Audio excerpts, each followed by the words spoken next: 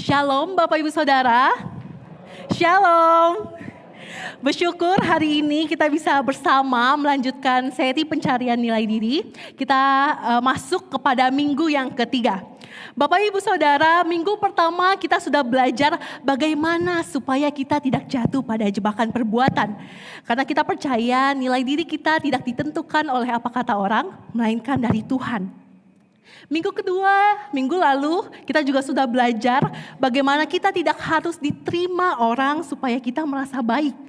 Melainkan penerimaan Tuhanlah yang dapat membuat kita merasakan penerimaan yang sejati. Nah, hari ini kita masuk kepada minggu ketiga dari seri ini. Kita akan membahas satu tema yang dekat sekali dengan kita, yaitu saling menyalahkan. Bapak Ibu Saudara, di minggu yang cerah, di hari Minggu paginya, ada sebuah keluarga yang sedang berangkat ke gereja. Mereka berangkat terburu-buru karena mereka bangun kesiangan dan di jalan mereka terjebak macet pula. Papa berkata, ini tuh karena kamu makanya kita kesiangan karena kalian nih telat bangun semuanya. Terus si mama juga gak mau kalah. Loh Pak, kamu loh yang juga bangun siang, tadi bukan cuma aku. Gak sampai situ saudara, si kakak juga nyalahin adiknya. Adik kamu tadi mandinya kelamaan. Terus adik, kakak tadi gedor-gedor pintu WC terus makanya aku gak bisa mandi. Nah Bapak Ibu Saudara, mereka semuanya di dalam mobil itu saling menyalahkan. Pada saat itu gak ada yang bilang, ya udah minggu depan makanya kita pasang alarm. Jangan bobo kemalaman juga biar kita gak telat gerejanya. Tapi pada saat itu mereka sibuk mencari siapa yang paling salah. Dan siapa yang bisa disalahkan. Bapak Ibu Saudara, seperti adegan Fast and Furious, akhirnya mereka tiba di parkiran gereja.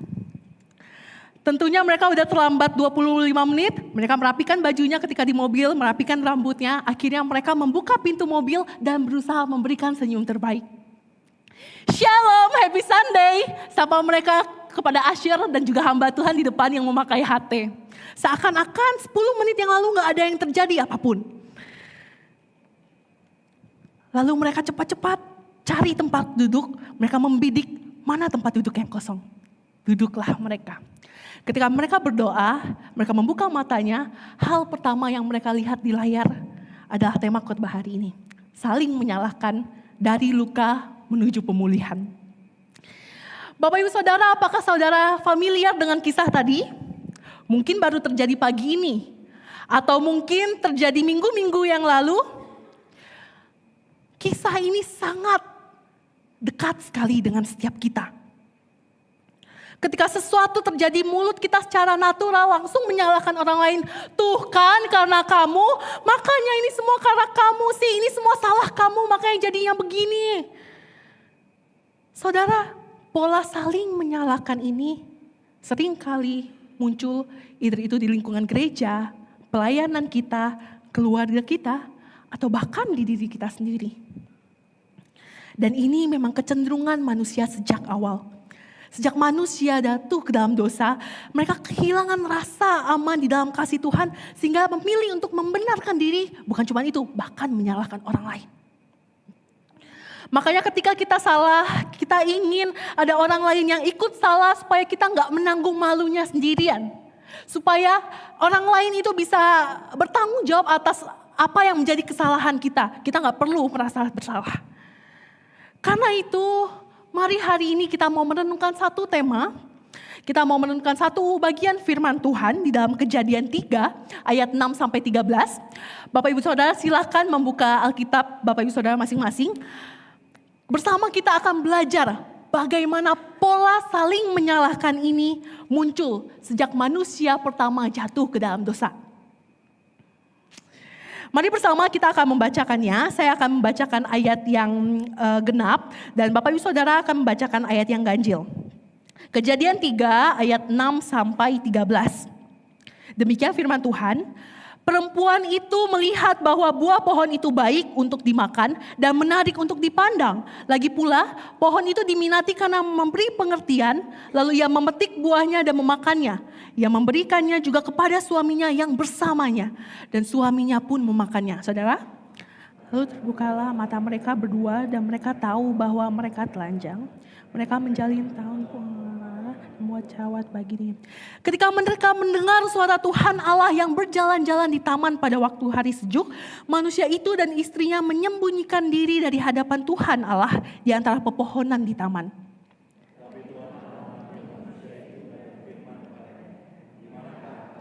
Ia menjawab, ketika aku mendengar suaramu di taman, aku menjadi takut.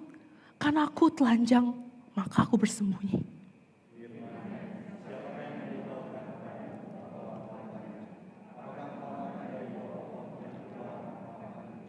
Jawab manusia itu, perempuan yang kau berikan di sisiku, dialah yang memberi buah dari pohon itu kepadaku, maka aku makan.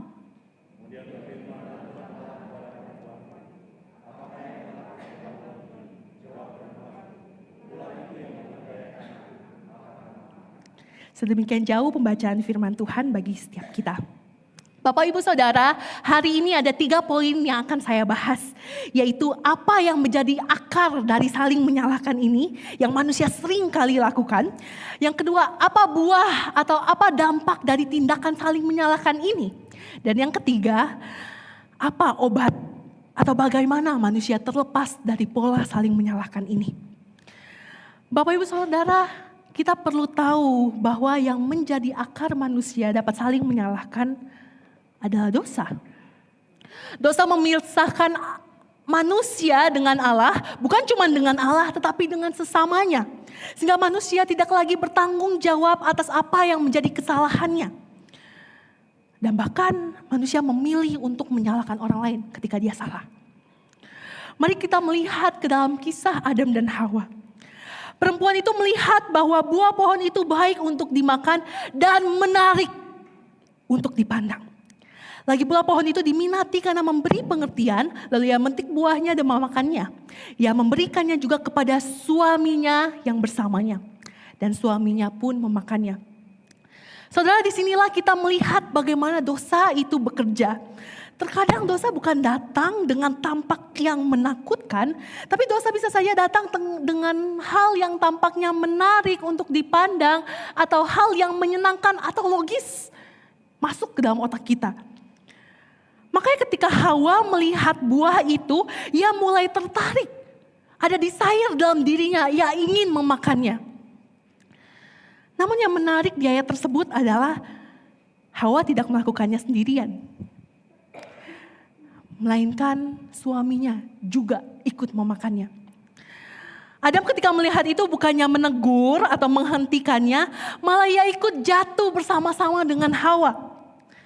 Saudara, dosa itu berawal ketika manusia itu menolak untuk percaya, bukan sekedar menolak untuk percaya, tapi manusia menolak untuk tunduk kepada Allah. Dalam penolakan itu, manusia meragukan kebaikan Allah. Dan manusia berhenti percaya bahwa Allah itu cukup bagi dirinya. Dan akhirnya apa? Manusia berusaha untuk mencari pemuasan di luar Allah.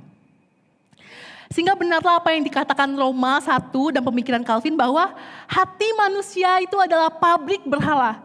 Hati Bapak Ibu Saudara dan hati saya adalah pabrik berhala. Saudara, seharusnya larangan untuk memakan buah itu sesungguhnya adalah ujian ketaatan yang Allah berikan.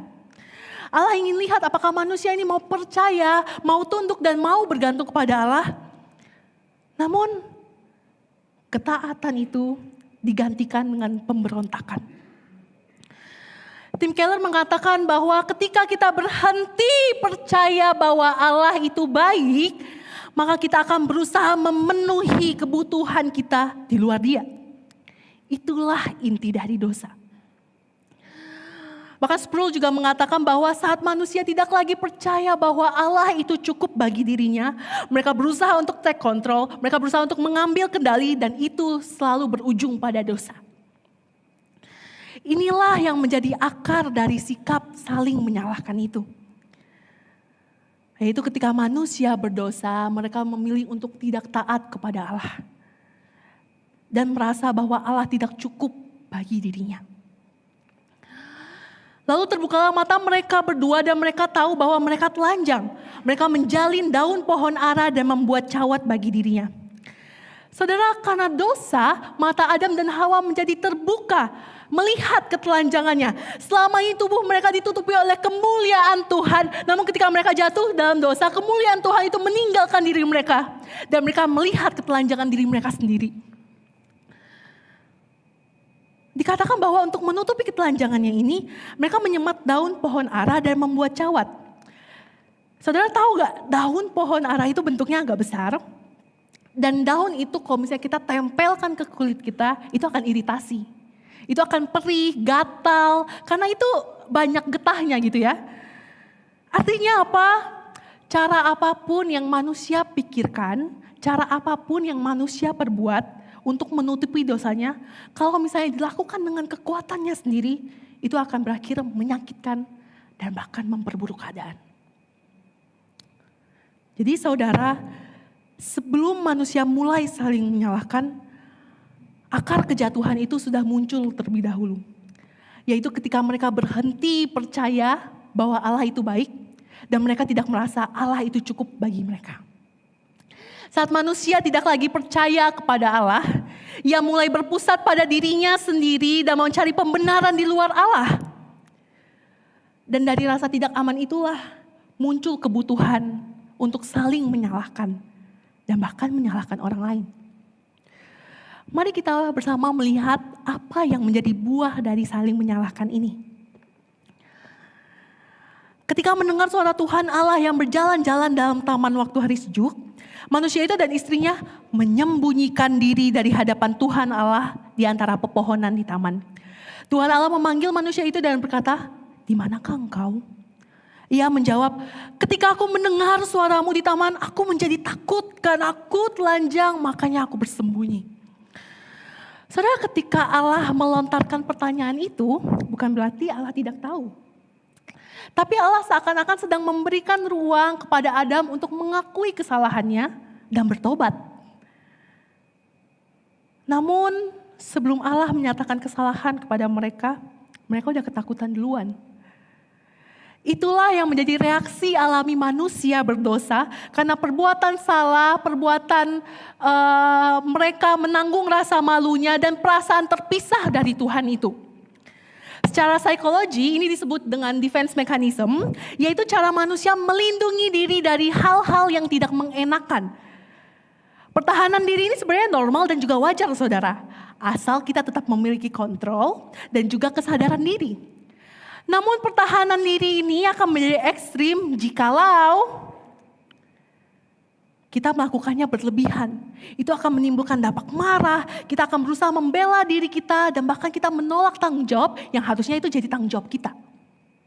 Lihat saudara, saling menyalahkan bukan sekedar perilaku buruk, tapi akar yang mendorong kita untuk melakukan dosa lain. Karena hati kita dipenuhi dengan perasaan defensif, hati kita dipenuhi dengan iri, hati kita dipenuhi dengan rasa malu dan bahkan kebohongan. Firman-Nya, "Siapakah yang memberitahumu bahwa engkau telanjang? Apakah engkau makan buah dari pohon yang kularang untuk dimakan?" Lagi-lagi saudara, Tuhan yang Maha Tahu itu mendorong Adam untuk mengakui kesalahannya dan mendorong Adam untuk bertobat. Namun lihat, apa yang menjadi respons Adam kepada Allah? Jawab manusia itu, "Perempuan yang kau berikan kepadaku, yang kau berikan di sisiku, dialah yang memberi buah dari pohon itu kepadaku, maka aku makan."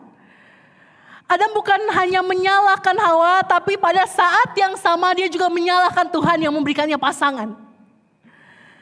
Inilah dampak dosa saudara. Relasi yang tadinya penuh dengan kasih, full of love, kemudian berubah menjadi saling menyalahkan. Hubungan dengan Allah yang awalnya intim kemudian menjadi retak. Namun Allah tidak langsung menghukum, melainkan ia memberi ruang bagi Adam untuk bertobat. Tapi Adam tetap dengan pertahanan dirinya, ia defensif dan bahkan menyalahkan orang lain. Berfirmanlah Tuhan Allah kepada perempuan itu, "Apa yang telah kau perbuat ini?" Kata perempuan itu, "Ular itu yang memperdayaku, maka aku makan." Hawa juga gak mau kalah, saudara. Dia langsung berkata, ular ini loh yang memperdayaku. Kalau misalnya dalam bahasa sekarang gitu ya, Tuhan, ular ini tuh yang ngeprank aku. April Mop, makanya aku bisa jatuh dalam dosa. Karena dia tuh yang goda aku. Saudara lihat, hal ini begitu dekat dengan kita. Begitu kita jatuh dalam kesalahan, kita langsung cari, siapa ya orang yang bisa disalahkan ini? Ketika kita menghadapi macet, itu tuh salah lampu merah Imam Bonjol tuh baru dibikin tuh 2 menit lagi lampu merahnya lama banget. Atau misalnya ketika kita lupa, sorry aku punya short term memory, aku gak bisa ingat, aku lagi banyak pikiran. Atau misalnya ketika kita lagi marah, itu kan dia yang mulai duluan bukan aku, kenapa aku yang salah?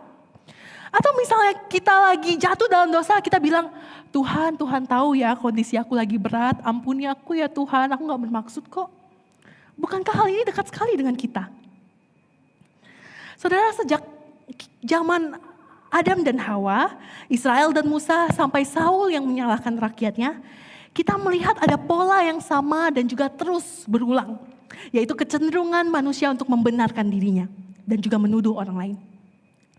Dan pola ini pun masih terbawa pada kita sampai hari ini. Kadang kita jadi korban, kadang kita jadi pelaku, atau kadang kita jadi orang yang sering blaming diri kita sendiri. Kita pikir dengan kita menyalahkan orang lain, rasa bersalah kita itu akan berkurang. Padahal orang yang paling mudah menyalahkan sebenarnya adalah mereka yang tidak merasa aman di dalam kasih Tuhan. Orang yang paling sering menyalahkan adalah mereka yang tidak merasa aman di dalam kasih Tuhan. Karena mereka belum percaya bahwa pengampunan Allah cukup bagi dirinya. Kisah ini mungkin sangat relate bagi para pelayan multimedia. Mereka yang jarang terlihat, namun selalu kita butuhkan. Ketika lirik di layar terlambat muncul, slide khotbah yang gak tepat, kita langsung salahin mereka. Mungkin kita gak salahin dengan kata-kata, kamu tuh salah. Tapi kita lihat dengan lirikan kita yang tajam, langsung kayak set. Tertusuk mereka. Bukankah itu yang sering kita lakukan? Kita sering menyalahkan bahkan dengan tatapan kita. Padahal kita gak tahu tuh, mereka di atas tangannya bergegar, dalam hati mereka pikir, Tuhan kapan selesai, Tuhan biarlah cawan ini lalu daripadaku, Tuhan kapan selesai. Banyak dari mereka yang tetap melayani meskipun mereka takut untuk disalahkan, takut untuk dikomplain, mereka gak memiliki keberanian diri untuk menekan slide dengan tepat. Namun mereka tetap setia melayani Tuhan karena mereka mengasihi Tuhan dan ingin menolong jemaat Tuhan untuk dapat beribadah dengan baik. Lihat saudara, pola saling menyalahkan itu dekat sekali dengan kita. Seringkali kita menunjuk kesalahan orang lain sampai-sampai kita lupa satu hal bahwa, Bapak Ibu Saudara kelihatan? Coba kita bacakan sama-sama ya, 1, 2, 3. Mereka yang gagal pun tetap layak dikasihi. Kenapa saya taruh samar-samar? Karena terkadang kita lupa bahwa mereka itu juga manusia. Mereka itu juga sama-sama manusia yang sedang berjuang, yang sedang bergumul di dalam rasa takutnya. Namun ketika manusia mulai saling menyalahkan itu, hubungan dengan Allah yang tadinya penuh dengan intim, kemudian menjadi retak. Bukan cuma itu, dengan sesama hubungan yang penuh dengan kepercayaan kemudian berakhir pada kecurigaan. Karena pada saat yang sama, manusia itu sedang kehilangan rasa amannya di dalam Tuhan. Di titik inilah kita sadar bahwa manusia tidak mampu berhenti menyalahkan hanya dengan kekuatannya sendiri.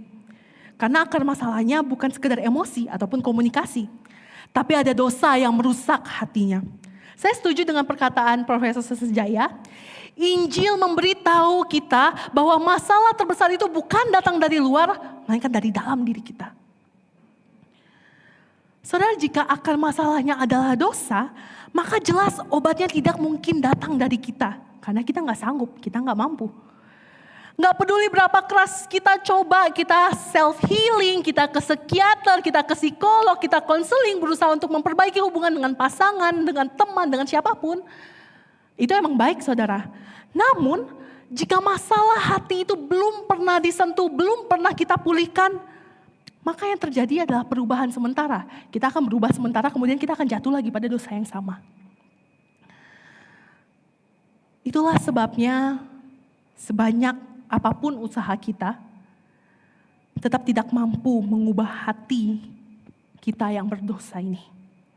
Sehingga akar masalahnya lah yang harus kita perbaiki, yang harus kita pulihkan, yang harus kita obati. So, hanya ada satu obat untuk kita dapat terbebas dari pola saling menyalahkan ini, yaitu Kristus. Kita perlu ingat bahwa darah Kristus telah membayar setiap dosa kita secara tuntas, secara penuh, dan membebaskan kita dari perasaan bersalah. Pengorbanan yang Kristus berikan itu membuat kita sangat dikasihi, membuat kita merasa aman dan kita diterima secara penuh di dalam Tuhan. Saudara bayangkan di sebuah ruangan sidang, ada 3 orang yang duduk di hadapan para hakim. Orang yang pertama adalah korban. Mereka adalah orang yang tidak didengar, mereka adalah orang yang tidak dibela dan sulit untuk mengungkapkan apa yang menjadi kebenarannya. Namun untuknya hakim berkata, aku telah melihat semuanya dan aku tahu apa yang menjadi posisimu. Dan aku hari ini hadir sebagai pembelamu. Orang yang kedua duduk di depan para hakim itu adalah si pelaku. Ia penuh dengan alasan, ia berusaha blaming orang lain karena ia takut ketahuan. Ia takut jikalau kebenarannya itu terungkap. Namun untuknya hakim berkata, aku tahu kesalahanmu dan aku sudah menanggung dosamu. Orang yang ketiga adalah orang yang sering kali menghukum dirinya sendiri dan dipenuhi dengan perasaan bersalah. Namun untuknya hakim berkata, tidak ada penghukuman bagimu. Karena aku sudah menanggung semuanya. Dan ketika hakim itu turun dari kursinya, bukankah kita sadar satu hal? Bahwa hakim itu adalah Yesus? Hakim yang hadir menjadi pembela kita. Hakim yang hadir menjadi penebus dan bahkan hadir menjadi sahabat yang dekat dengan kita. Firman Tuhan berkata, tidak ada penghukuman bagi mereka yang ada di dalam Kristus.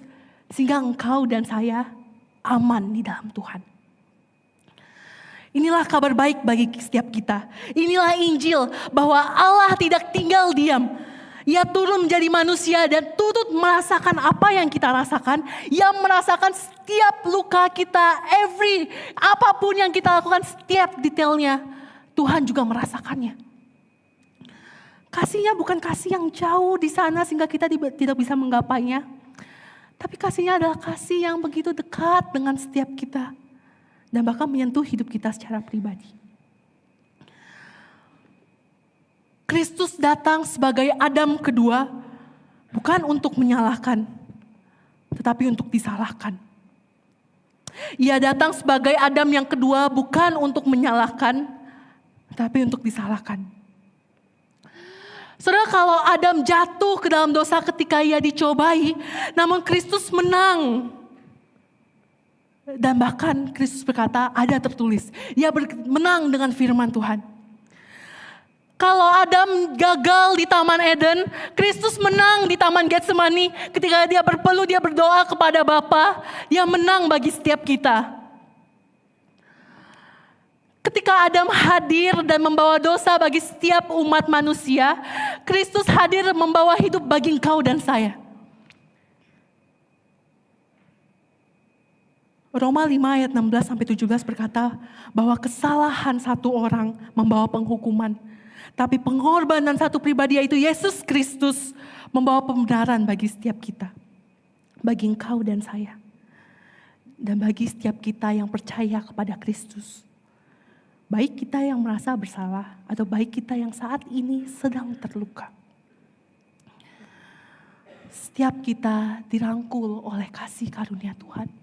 Setiap kita dirangkul oleh anugerahnya yang besar itu.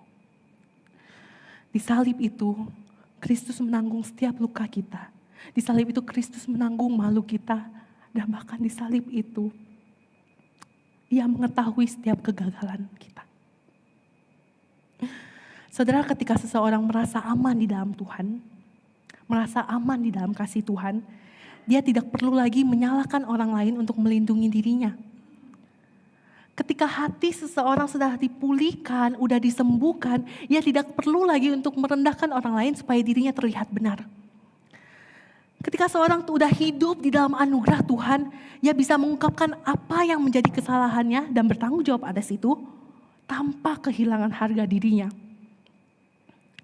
Karena ia tahu identitasnya tidak lagi ditentukan oleh kesalahannya, melainkan oleh Kristus yang sudah hadir menebus dirinya. Identitasnya tidak lagi ditentukan oleh apa yang menjadi kesalahan, melainkan oleh Kristus yang hadir menebus dirinya. Saudara, mungkin kita lelah untuk terus membenarkan diri kita. Kita lelah untuk terus menyalahkan orang lain. Tapi hari ini Tuhan berkata, hiduplah dalam kebenaran, bukan dalam pembenaran diri. Hiduplah dalam pertobatan, bukan dalam pembelaan diri. Maka itu, setiap kali kita tergoda untuk menyalahkan orang lain, coba kita bertanya dalam hati kita, kalau Kristus hadir di sini, apa yang akan Dia lakukan bagi setiap kita? Kalau Kristus hadir di sini, apa yang akan Dia lakukan bagi engkau dan saya?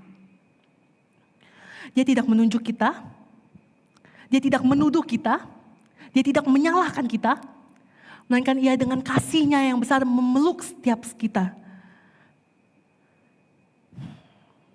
Sebab di dalam Kristus kita diampuni. Di dalam Kristus kita dapat merasakan aman yang sejati, yang mungkin kita gak temukan di orang lain, tapi kita temukan di dalam Tuhan. Karena itu saudara, mari izinkan Tuhan untuk memulihkan setiap hati kita, keluarga kita, relasi dengan pertemanan kita, relasi dengan anak kita, orang tua kita. Mari izinkan Tuhan Yesus untuk memulihkan.